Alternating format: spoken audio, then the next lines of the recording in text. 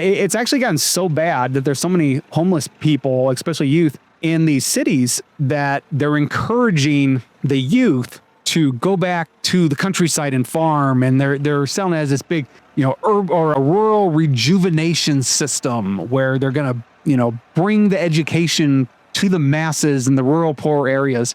But it's really a way to get rid of people who could cause problems. And this goes back to, any type of communist system. And it's really right out of their playbook. And this was done by the Soviet Union, where I believe it was under Stalin, where you had all these youth, and the youth are coming out and they're being the rebels, and they're pushing out, all the elites and whoever they, the people they claim are the elites, or whoever they don't like for whatever reason, whoever could possibly stand in the way of, the communist movement. And once this youth has done their job and the communists are now in power, they're stuck with a bunch of young people who are, full of spit and vinegar and want to have a revolution. And they just had a revolution, and they're still in the mindset of that. And as this communist system starts locking down, all of a sudden these, the youth say, yeah, I'm not liking this. And they know the next thing they're going to do is they're going to rebel against them. So what they did in the past in the Soviet Union is they sent all these young people who were part of the revolution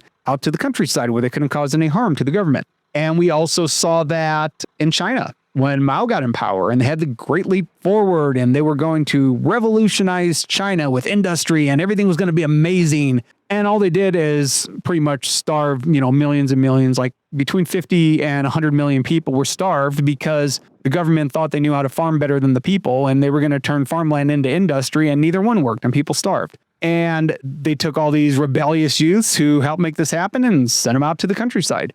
So they're just really repeating history. I mean, that the communist way, unfortunately, is when things aren't going well, we send the troublemakers to the countryside.